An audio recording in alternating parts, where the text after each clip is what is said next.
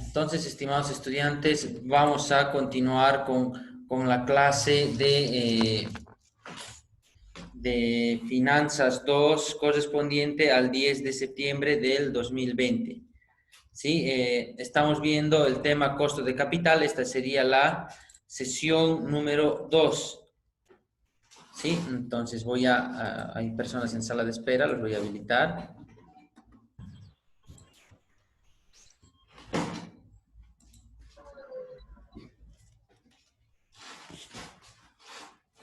Mientras tanto, mientras tanto vayan poniendo en silencio sus micrófonos y vamos a continuar. Entonces, lo que nosotros hemos explicado del promedio ponderado de costo de capital tiene la siguiente característica, ¿sí?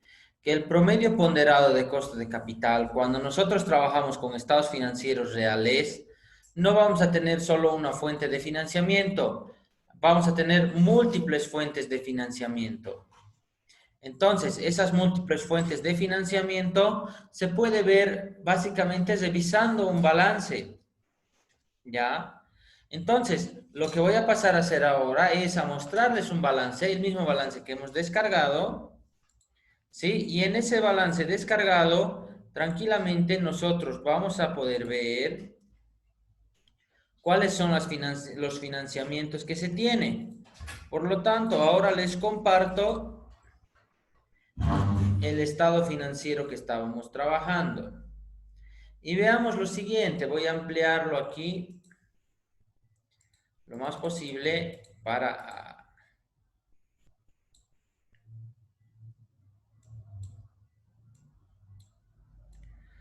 que podamos ver los financiamientos.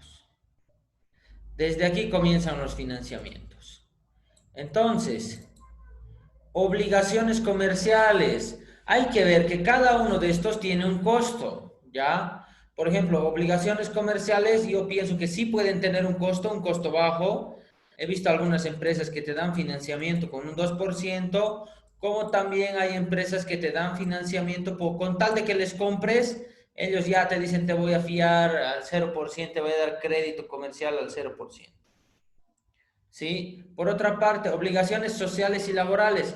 A nuestros empleados, si nosotros les debemos dinero, no les vamos a pagar intereses. Entonces, el costo de este financiamiento es cero. Luego tenemos obligaciones fiscales, que también puede ser cero. Préstamos bancarios por pagar. Aquí habíamos explicado que va a tener una alta tasa, ¿no? Aquí podríamos pagar un 20%. Emisión de bonos a corto plazo. Entonces aquí también se estaría teniendo otro costo. Otras cuentas por pagar, bueno, no se sabe cuál es el costo de financiamiento. ¿Sí? Bueno, le podemos poner 0%. Ahora, tenemos ahora, más adelante, pasivos obligaciones no corrientes o pasivos no corrientes. Obligaciones comerciales puede tener un financiamiento, ¿sí? Préstamos bancarios por pagar, como es a largo plazo, podría ser un 16%. Entonces, emisión de bonos a largo plazo, sí, podría ser también un 12 o un 10%. Provisión para indemnización, 0%, ¿no? Y luego, para todo lo que es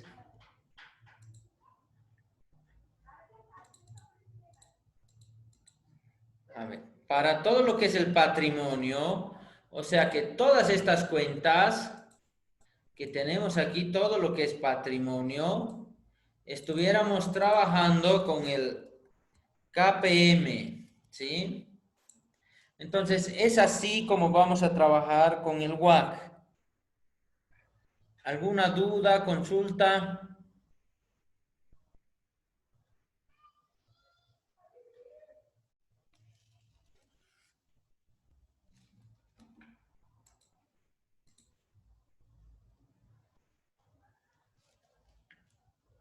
Ya. A ver, aquí lo que tenemos que pensar y siempre razonar cuánto será el costo, ¿sí? El costo. Lo del patrimonio no, lo del patrimonio nosotros lo calculamos. Lo demás tenemos que tener documentos de respaldo que nos diga que vamos a tener un costo, ¿ya? Y sería fundamental conocerlo para calcular el promedio ponderado del costo de capital, ¿sí? Y con eso calculamos el EVA. Y con eso calculamos el BAN. Y con eso calculamos el WACC. Ahora, hablando de la importancia del promedio ponderado del costo de capital, ¿sí? Déjenme explicarles un tema fundamental. Un tema básico y fundamental que todos ustedes lo tienen que conocer de lo que han llevado en matemática financiera. Entonces, no sé si les suena el término, espero que sí. El término perpetuidad. ¿Sí? ¿Les suena el término perpetuidad o no?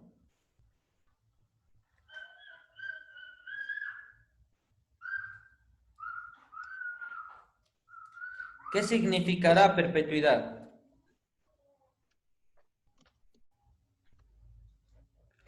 ¿Qué es perpetuo?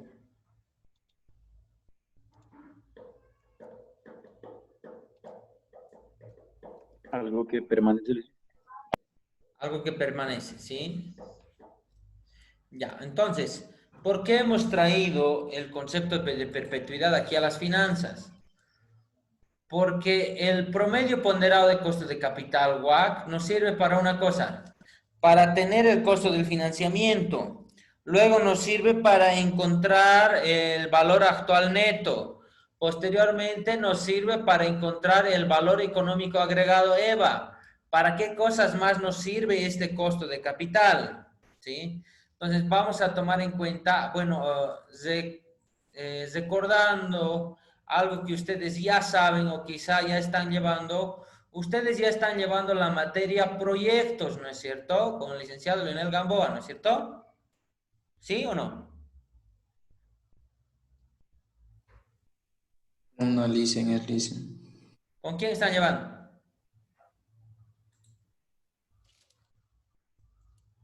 Luz Mabel Escalera. Ya, con Luz Mabel Escalera, ¿no? Entonces, espero estén viendo la parte práctica, ¿sí? Y les voy a explicar que para nosotros conocer el promedio ponderado del costo de capital nos va a ayudar a decidir, a tomar decisiones de inversión.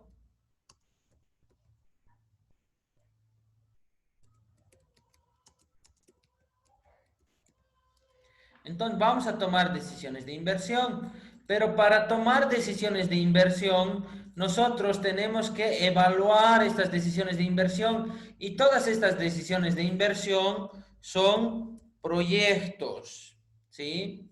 Seguramente a ustedes ya les han dado la teoría, ya les han dicho cuál es la clasificación de un proyecto, ¿no ve? A ver, ¿cómo se clasifica un proyecto?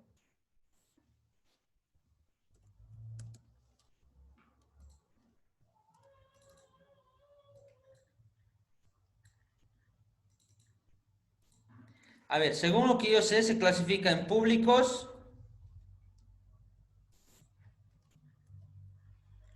y privados.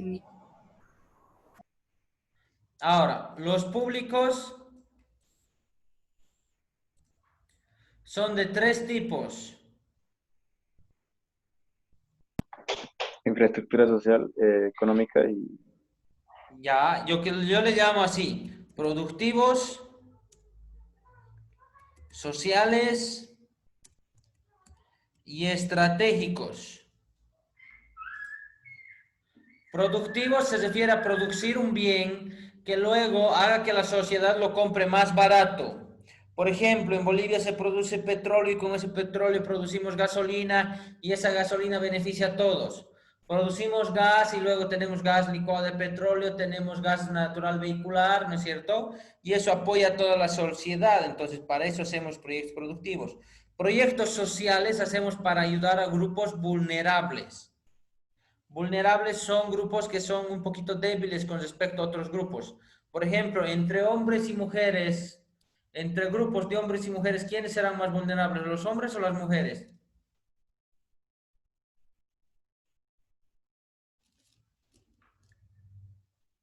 A ver.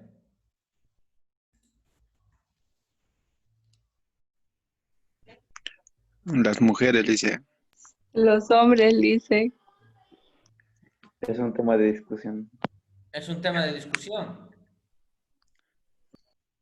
A ver, para esto solo se define viendo estadística. Y la estadística nos dice lo siguiente, que cuando hay una pelea entre hombre y mujer, marido y mujer que están casados, y de esas peleas que se llegan a denunciar a la FELCB, ¿no? Lucha contra la violencia, el 99% de las denuncias de maltrato los realizan las mujeres. Y ahí existe el 1% de los hombres que realiza las denuncias de maltrato. ¿Por qué se dará esto? O porque los hombres maltratados no denuncian, o porque cuando hay un conflicto físico entre ambos, el hombre al tener un poco más de fuerza tiende a hacer el mayor daño. ¿No ve? Obviamente pueden haber mujeres más fuertes que sus maridos, puede haber. Pero en general, en promedio, ¿sí? Lamentablemente, las mujeres son el grupo vulnerable ahí. Y esto lo vemos en estadística. ¿Sí? Y tal es el grado de esto, que las mujeres son más vulnerables, que había un término, homicidio. ¿No ve? Homicidio es la muerte o el asesinato de un homo. ¿Qué es un homo? No es un hombre. Un homo es un Homo sapiens. Entonces, un Homo sapiens, no importa su género, hombre o mujer, es un ser humano. Y de ahí viene la palabra homicidio. Sidio significa ya acabar con la vida, ¿no es cierto?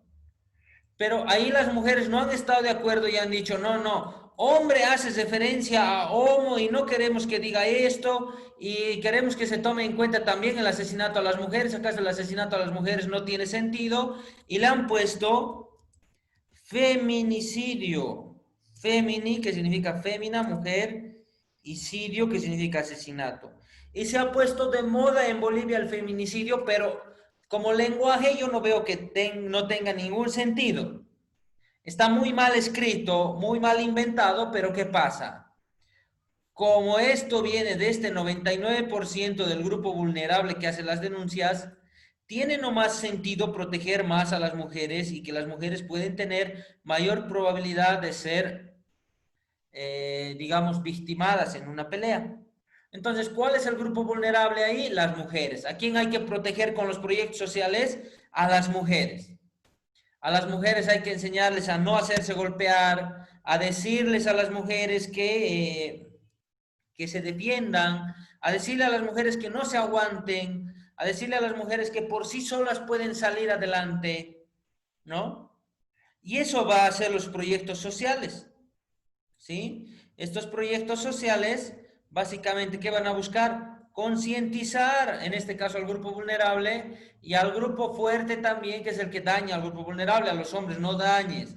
Es más peligroso, es sensible, es mujercita, y no hay que tocarle ni con el pétalo de una flor, les educábamos antes, ¿no ven? O nos educaban. Eso es. Eso simplemente es. Ahora, en una familia, ¿sí? Tenemos el marido, la mujer, creo que se dibuja un poco así, va a disculpar, soy mal dibujante, y los niñitos. Y entre conflictos familiares, ¿quiénes son los más vulnerables en una familia? Bueno, aquí una familia de Dice, 3. No está compartiendo la pantalla. Ah, perdón, no hay que dar el estado financiero aquí. Entonces, les estaba explicando esto del término homicidio, que viene de homo y es de Homo sapiens, ¿no? Y que se han equivocado al decir feminicidio porque esto incluía a ambos. Bueno, aquí se ha cambiado. ¿Por qué? Porque el 99% de los que realizan la denuncia son mujeres. Y esto es el grupo vulnerable. Las mujeres son el grupo vulnerable porque realizan mayormente las denuncias, más que los hombres. Entonces, hay un grupo vulnerable. Ahora, en la familia, aquí, como pueden ver una familia aquí mal dibujada, ¿quién es el grupo vulnerable en una familia?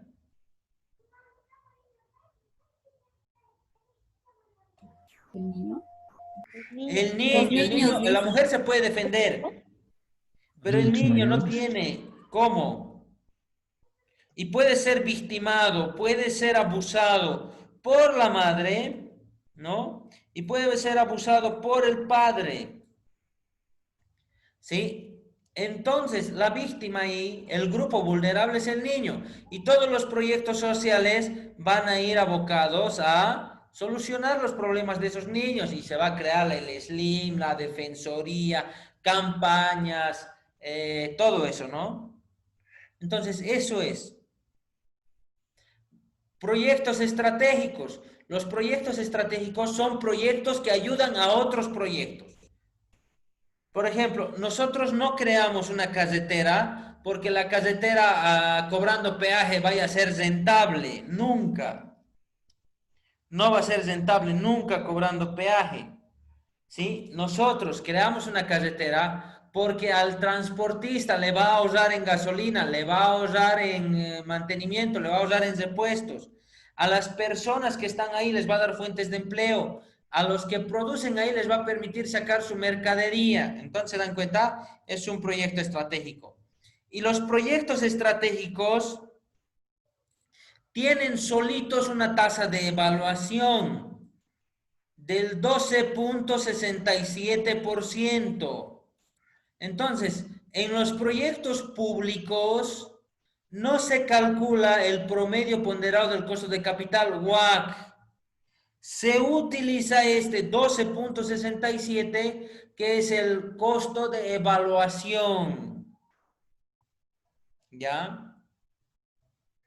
Posteriormente, en estos proyectos privados ya pues pueden ser productivos, de servicios, comerciales, joint ventures. Hay una clasificación gigantesca que podemos hacer. Esto es un abanico amplio, ¿ya?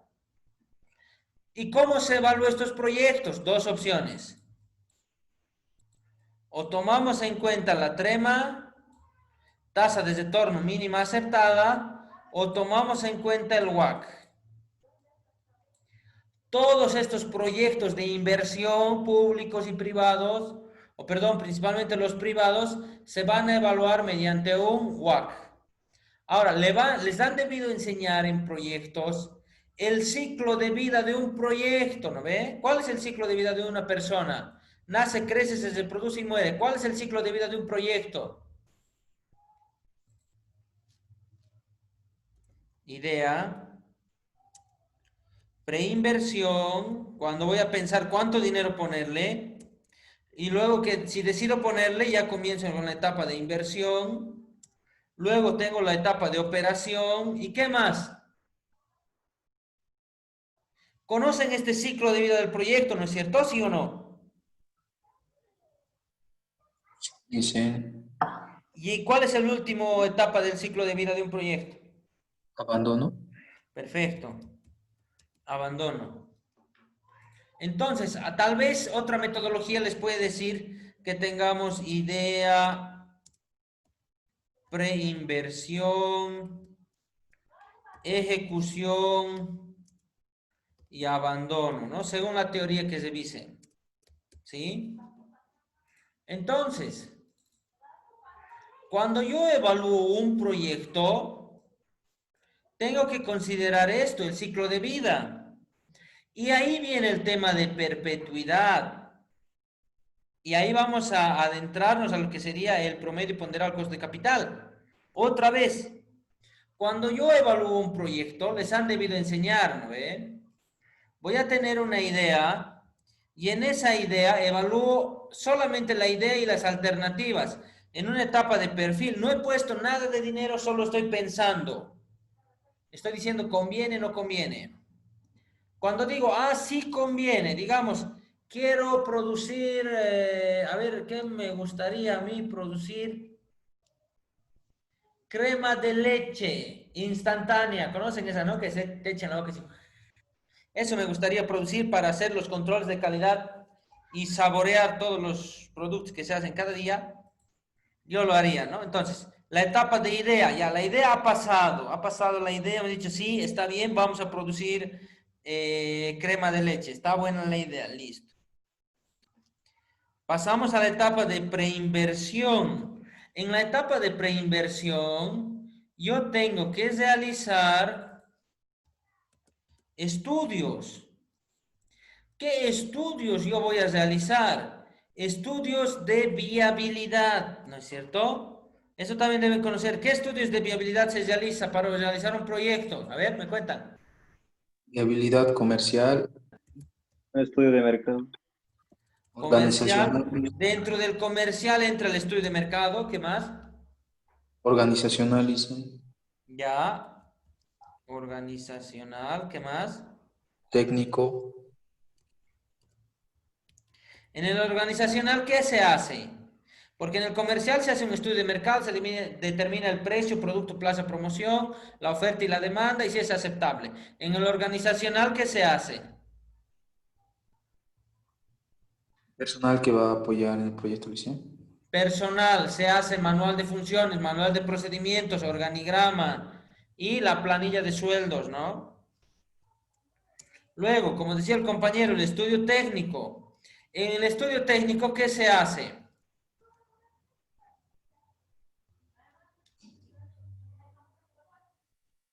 si la inversión es alcanzable, dice, No. Si tenemos la técnica es saber hacer algo. Si tenemos la técnica, entonces se habla del proceso productivo, la localización, el tamaño y el diseño de planta, eso es lo técnico, ¿ya?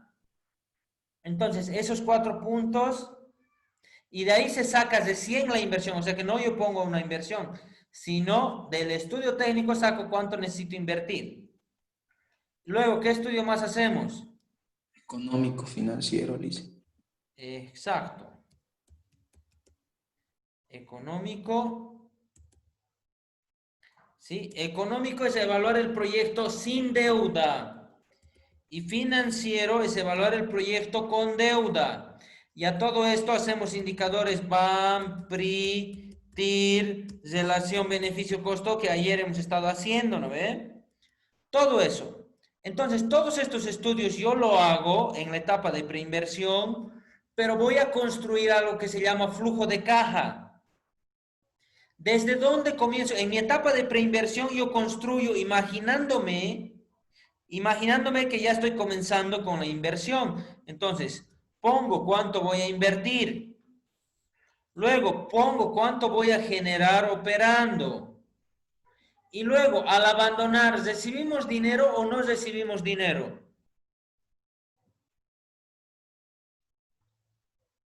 Sí recibimos. ¿Por qué cuestión recibimos dinero? Por la venta de nuestros activos. Por la liquidación. Ya. Entonces, aquí hay algo que se llama valor residual de activos fijos. Y nosotros, cuando hagamos el proyecto, aquí en la etapa de preinversión nomás, esto es preparación de proyectos. Aquí en la etapa de preinversión, voy a decir, voy a invertir 500.000, estoy planificando todavía, no es que estoy invirtiendo, estoy planificando. Voy a invertir 5.000. Al operar cada año me van a pagar 1.000. ¿Y en cuánto tiempo voy a abandonar? ¿Cómo se determina el tiempo de abandono? Porque esto es el tiempo, el valor residual es en la etapa de abandono. ¿Cómo se determina el tiempo de abandono o el ciclo de vida? ¿Cuánto tiempo va a durar?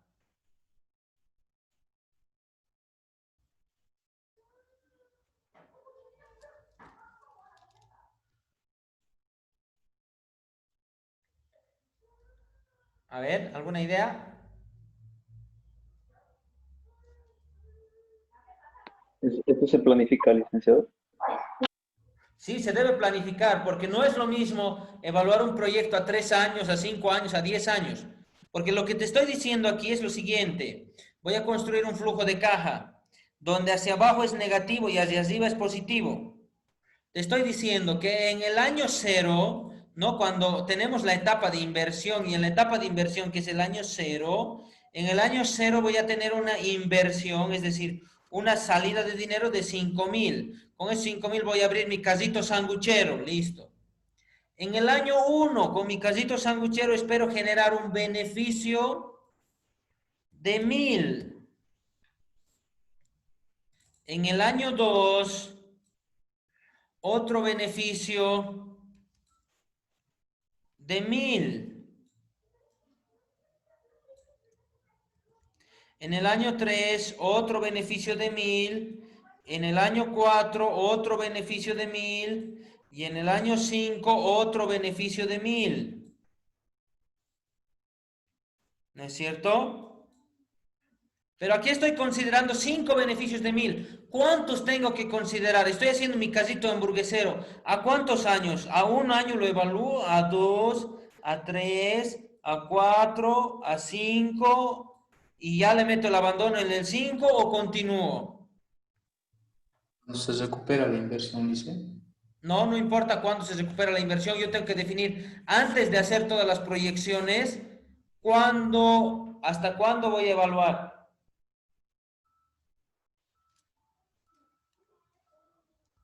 Se llama horizonte de evaluación de proyectos. Y el horizonte de evaluación de proyectos depende de la tipología del proyecto, depende de la cuantía de inversión, depende de los activos fijos comprados.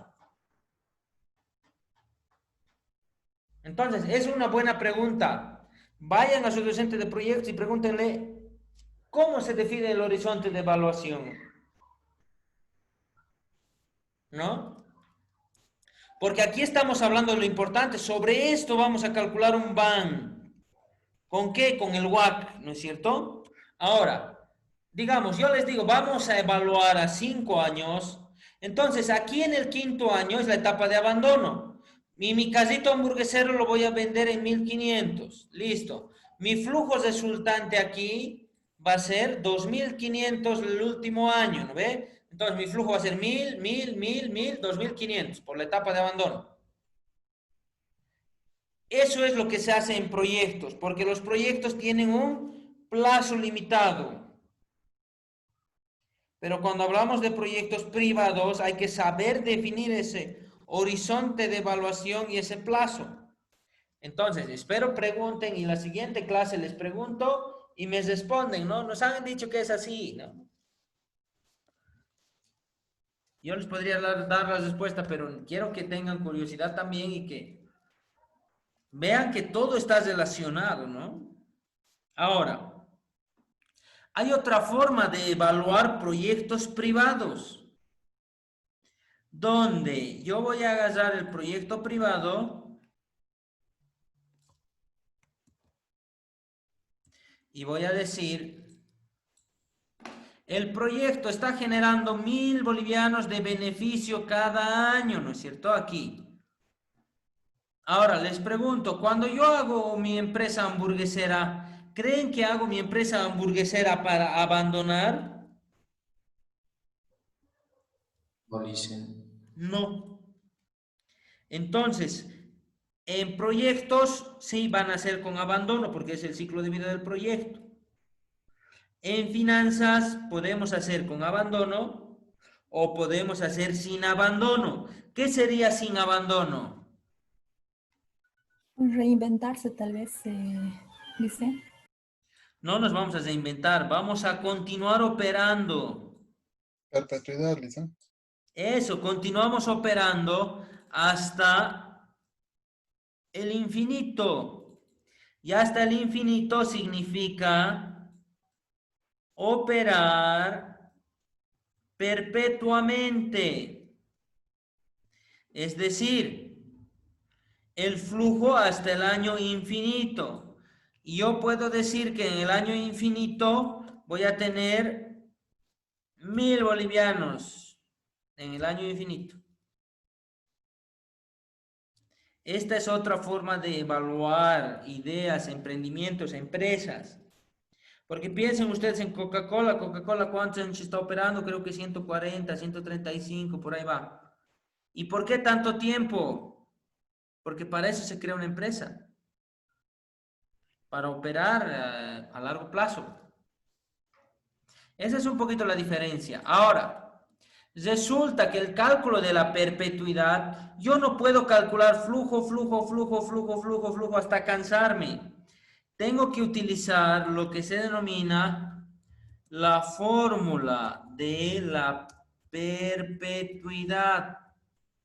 Y la fórmula de la perpetuidad lo que hace es actualizar todos estos flujos, lo voy a cambiar de color, todos estos flujos desde aquí, todo, hasta el infinito, lo traemos hasta el periodo 5, digamos. Eso es una perpetuidad. Ahora, ¿cómo se calcula la perpetuidad? ¿Cuál es la fórmula? La fórmula de la perpetuidad, en nuestro caso, en este ejemplo que tendríamos, sería el flujo de caja 5, ¿sí? ¿Qué es FC5? Flujo de caja 1, flujo de caja 2, flujo de caja 3, flujo de caja 4, flujo de caja 5. Este flujo de caja 5 lo estoy representando aquí. Este flujo de caja 5 multiplicado por un factor de crecimiento,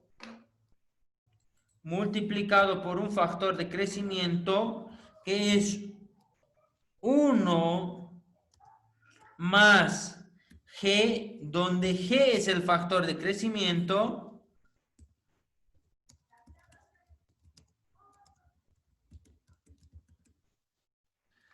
dividido todo esto entre el promedio ponderado del costo de capital menos el valor G.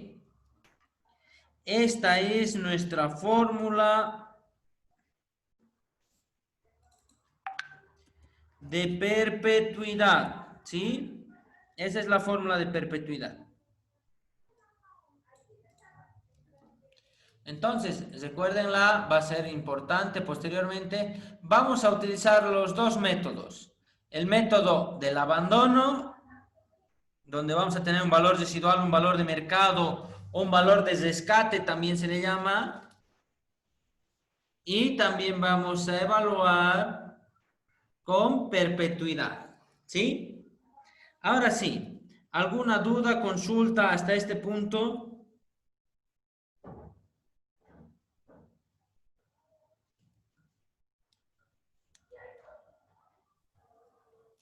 Para determinar, Liz, partimos del último año que estamos operando, el No. flujo, ¿no? ¿Para la perpetuidad? Sí, sí, Liz. Sí, vamos a definir igual en ambos casos, en este caso que hay perpetuidad y es hasta el infinito, y aquí que es hasta el año 5, en ambos casos voy a construir flujos de caja, es decir, ingresos menos costos más ajustes, ¿no ven? Lo que sabemos hacer en flujo de caja. Entonces, como en ambos casos voy a proyectar mi ingreso, mi demanda, no me conviene pues, proyectar de 20, de 30 años. Entonces me fijo un horizonte de evaluación y luego le calculo por perpetuidad. Entonces, tomando el ejemplo, estos 1000 aquí, yo he tenido que calcular flujos de ingresos, costos, sueldo, todos los ingresos y todas las salidas de dinero para obtener ese 1000. ¿Ya? Y en función a eso, yo voy a determinar los siguientes años, o sea que ya no calculo el año 6, ya no calculo porque es mucho cálculo. Me voy a cansar de tanto calcular y sabemos que tanto calcular se va a distorsionar los datos, ya no va a ser tan confiable. Entonces, ¿ya para qué calcular el 6? Digo, en este caso. Entonces, voy a construir un flujo muy parecido al de hace rato, donde voy a tener 5.000 de inversión inicial, salida de dinero, siempre salida de dinero, la inversión inicial, signo negativo, y posteriormente positivo el 1, 2, 3, 4, 5 gestiones. Entonces, donde voy a tener esos 1000, Y para la siguiente gestión, digamos, tengo 1100. Para la siguiente gestión, tengo 1210. Para la siguiente gestión, tengo 1330. Y para la siguiente gestión, tengo 1460. Pregunta, de aquí a aquí, ¿cuánto está creciendo? Se los voy a marcar. A ver, un momentito. De aquí a aquí, no quiero ese color, quiero este color. De aquí, aquí, aquí, aquí, ¿cuánto está creciendo?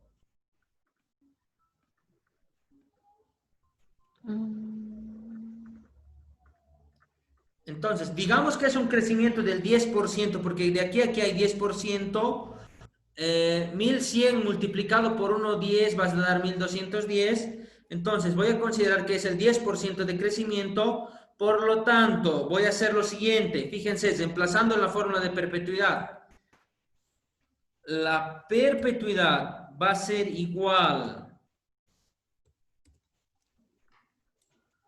La perpetuidad va a ser igual a 1000, último año, 1460. Multiplicado por 1 más el grado de crecimiento que he dicho en este caso, que el grado de crecimiento yo estoy considerando que G, estoy calculando que G es igual al 10%, ¿no ve? Entonces, como G es el 10%, 1 más el 10% me estaría calculando el periodo 6, ¿no es cierto?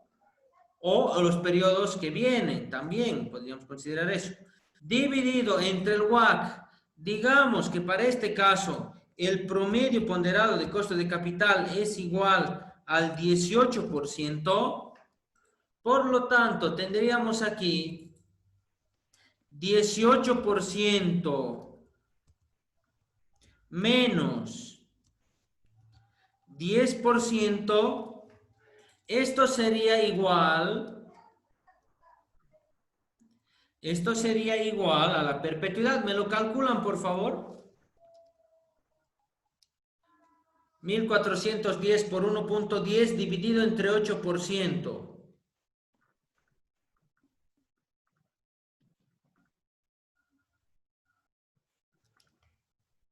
¿Cuánto les sale?